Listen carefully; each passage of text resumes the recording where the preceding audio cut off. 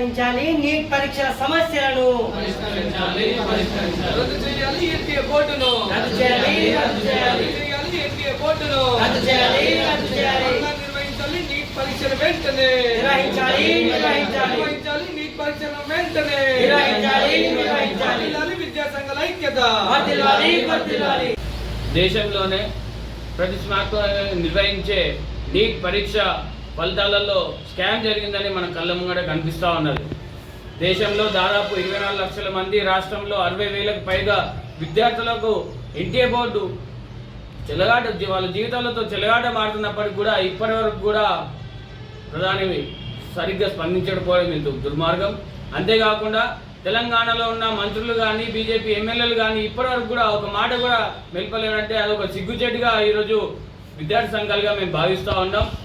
ముఖ్యంగా ఇలా అనేక అనుమానాలకు ఈరోజు ఎన్టీఏ ఒక తీరుని మనకి ఈరోజు స్పష్టంగా కనిపిస్తూ ఉన్నది. జూలై 14న రిజల్ట్ని రిలీజ్ చేయాల్సింది పోయి ముందుగానే 4వ తారీఖుకి తీసుకురావడం అదొకటి. అంతేకాకుండా దేశ చరిత్రలోనే తొలిసారిగా ఆల్ ఇండియా 67 మందికి రావడం ఇది ఒకటి. దాంతోపాటుగానే ఒకటే కేంద్రంలో 8 మందికి 720కి 720 మార్కులు రావడం, ఇలా అనేక అనుమానాలకు కూడా ఇది దారి తీస్తున్న పరిస్థితి మనకు తెలిసిందే. ముఖ్యంగా ఎగ్జామ్ కంటే ముందు కూడా గుజరాత్ కానీ ఒడిశా లాంటి రాష్ట్రాలలో క్వశ్చన్ పేపర్ వాట్సాప్లలో చెక్కర్లు కొడుతున్నప్పటికీ కూడా ఎన్టీఏ బోర్డు దాన్ని ప్రక్షాళన చేయకుండా లేదంటే సరిగ్గా విచారణ జరపకుండానే ఈరోజు ఎగ్జామ్ని నిర్వహించి దాంతోపాటుగానే గ్రేస్ మార్కులు అని చెప్పి కూడా అనేక అవకతవకలు జరిగినాయని చెప్పి కూడా ఈరోజు మన కళ్ళ ముంగడ కనిపిస్తూ ఉన్నది. ఇందులో భాగంగానే ఐక్య విద్యార్థి సంఘంగా ఈరోజు ప్రధానంగా డిమాండ్ చేసేది ఏంటంటే వెంటనే నీట్ ఎగ్జామ్ని రద్దు చేయాలి.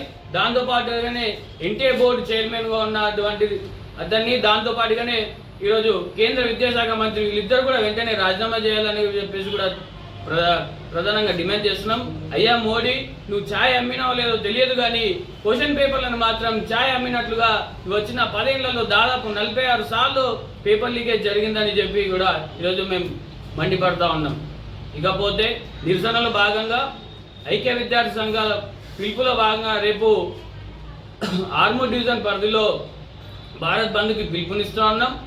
ఈ బంద్కు విద్యార్థి సంఘాలు, మేధావులు, దాంతోపాటు విద్యార్థులు కూడా పాల్గొని ఈ బంద్ని జయప్రదం చేయాలని, ముఖ్యంగా విద్యా సంస్థల యాజమాన్యాలు, విద్యార్థులు కూడా స్వచ్ఛందంగా దీంట్లో పాల్గొని నీట్ పరీక్ష విద్యార్థులకు సంఘీభావం తెలుపుతూ ఎప్పటికప్పుడు వార్తలను వీక్షించేందుకు Q9 న్యూస్ ని సబ్స్క్రైబ్ చేసుకోండి, లైక్ చేయండి, షేర్ చేయండి. విలువైన సమాచారాన్ని ముందుగా మీరే తెలుసుకునేందుకు బెల్ బటన్ ని క్లిక్ చేయండి.